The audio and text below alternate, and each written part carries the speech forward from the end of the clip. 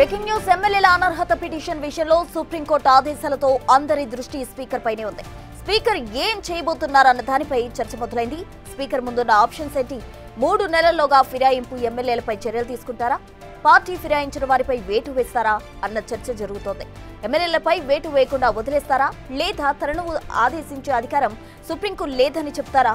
అసలు స్పీకర్కు కాల వ్యవధి విధించే అధికారం సుప్రీంకుందా? ప్రశ్నలకు ఇంకా సమాధానం దొరకాల్సి ఉంది.